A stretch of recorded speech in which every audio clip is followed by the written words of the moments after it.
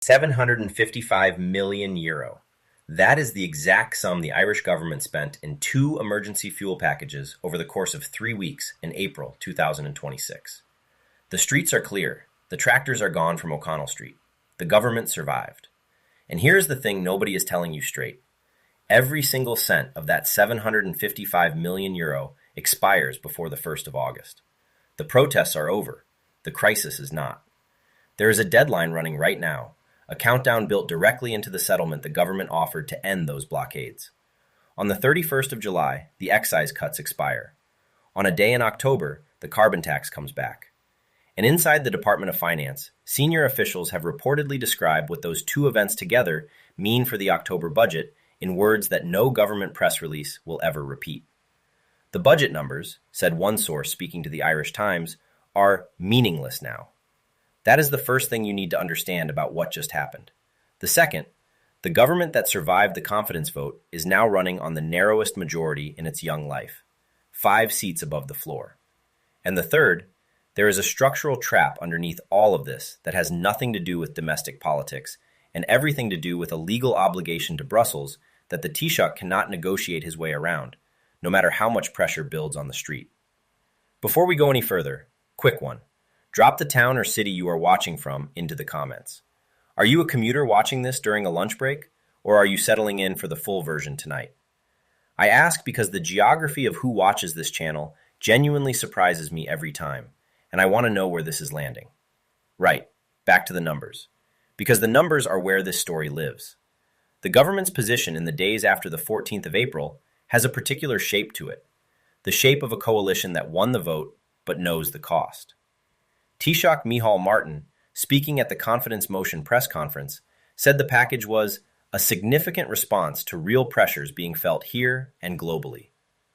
The Taoiseach Simon Harris did not contradict him. The Green Party leader Roderick O'Gorman said the government must clarify, publicly and soon, what impact the carbon tax deferral will have on the retrofit and social protection budgets. That last request was not rhetorical.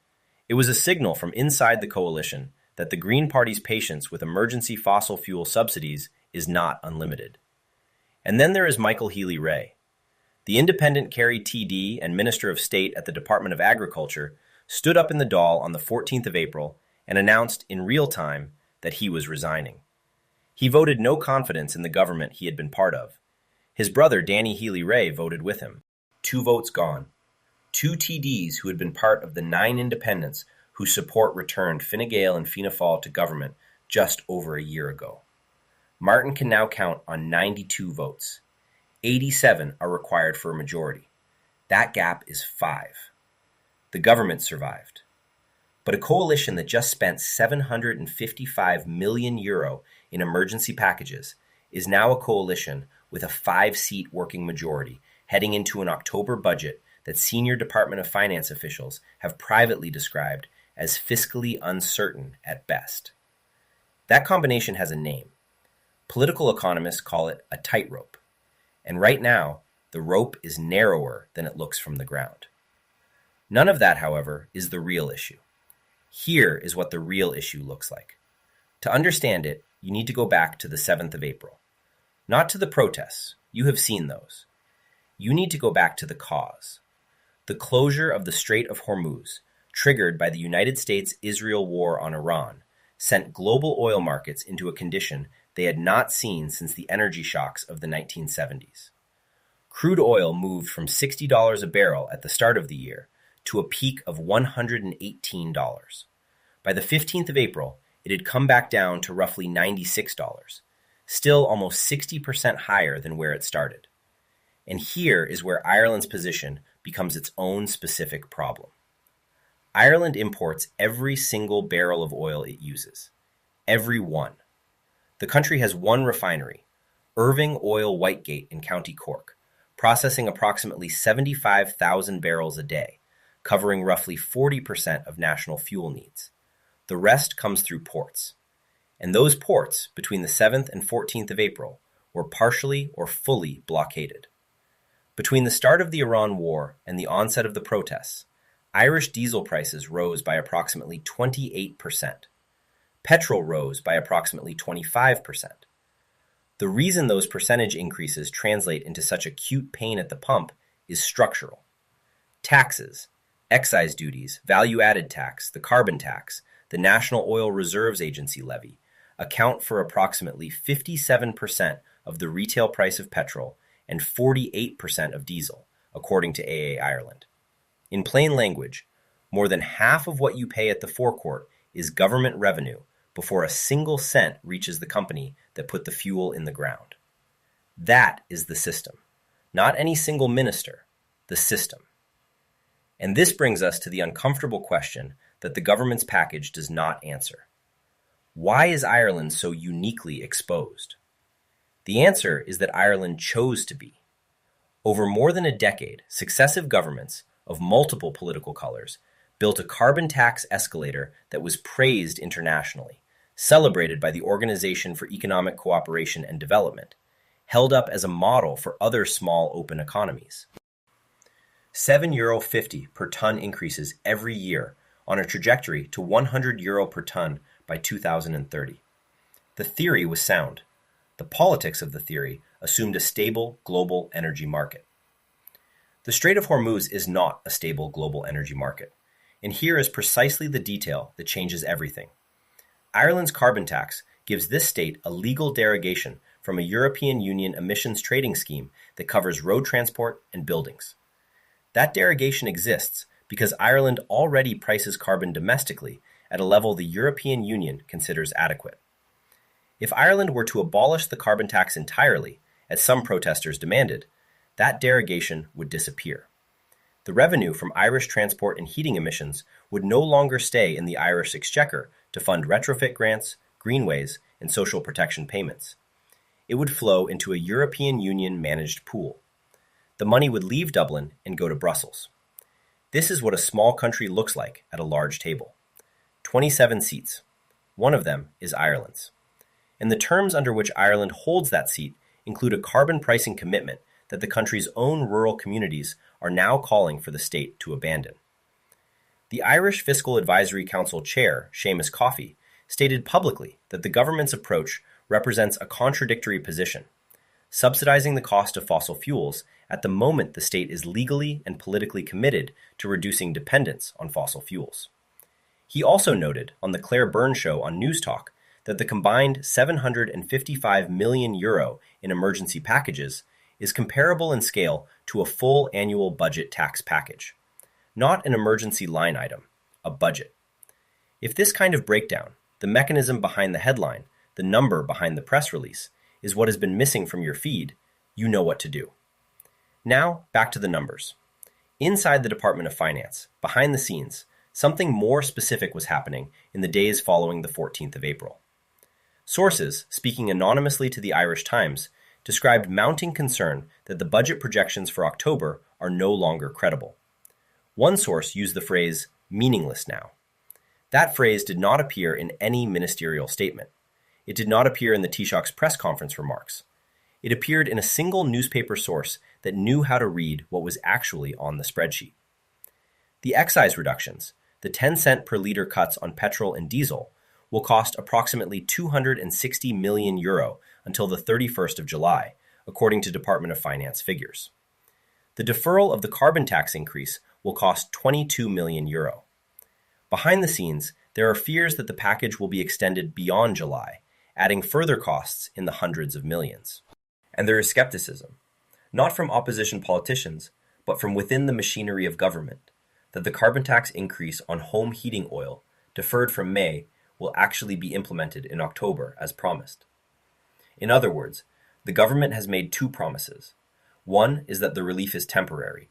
One is that the carbon tax will return.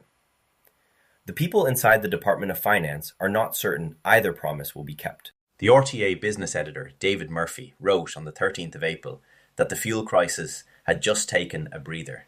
His framing was precise. Two specific moments are approaching, and neither of them is far away. The 31st of July, when every excise cut expires, and October, when the carbon tax increase is scheduled to return in the budget. Murphy asked, plainly, what happens if protesters block major motorways and ports again at the end of July? That is not a rhetorical question. Everything we have just covered is still, in a sense, a domestic story. Irish politics, Irish budgets, Irish roads. But there is another layer, and it is the layer that will be visible from Brussels, from Washington, and from every energy minister in Europe who has been watching what happened in Ireland over the past 2 weeks with quiet attention. The Centre for European Policy Analysis, in a paper published on the 17th of April, described the Irish fuel crisis as a warning to Europe. The argument is not complicated. The Iran war throttled global oil supply. Ireland, a small, open, import-dependent economy with a single refinery and a heavily taxed fuel market, broke first. The paper argues that the Irish crisis is a template, not an anomaly. What happened on O'Connell Street is what happens when geopolitical energy disruption meets a domestic cost of living crisis that has been building for years. In a country where housing costs are among the steepest in Europe, grocery inflation is still running ahead of wage growth for lower-income households, and the population is already stretched.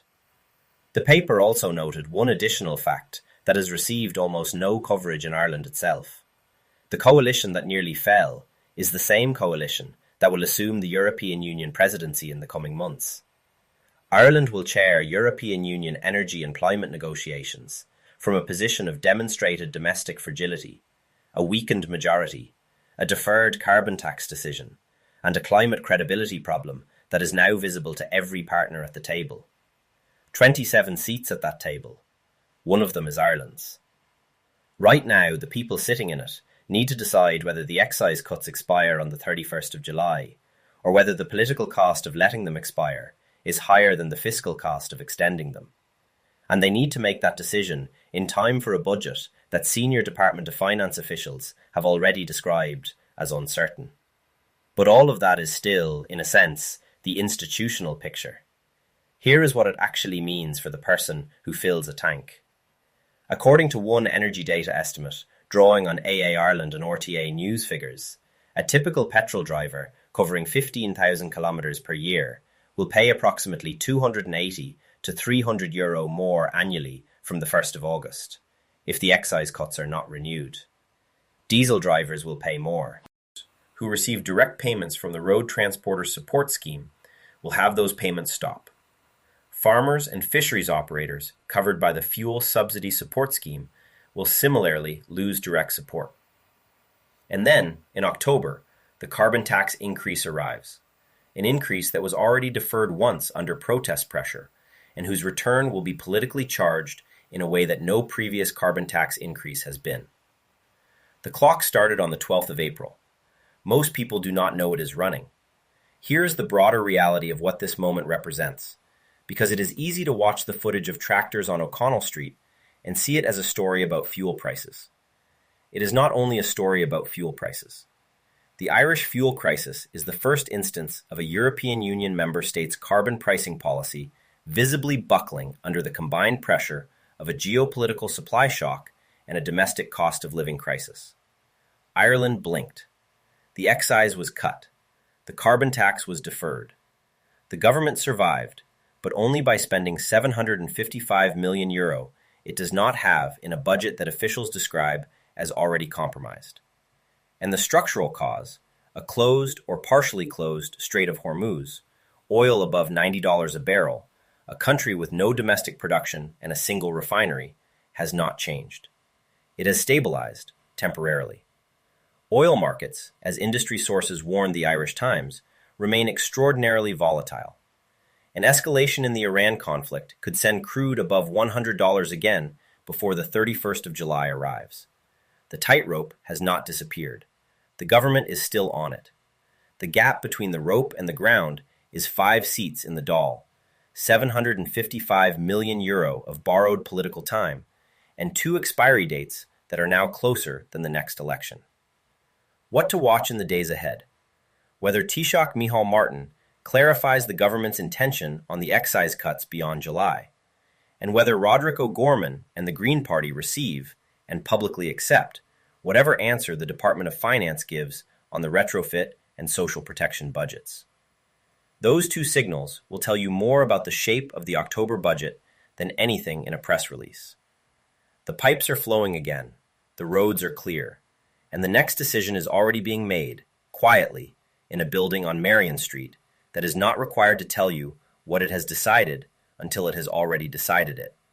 That is the system, and the system is still running exactly as designed.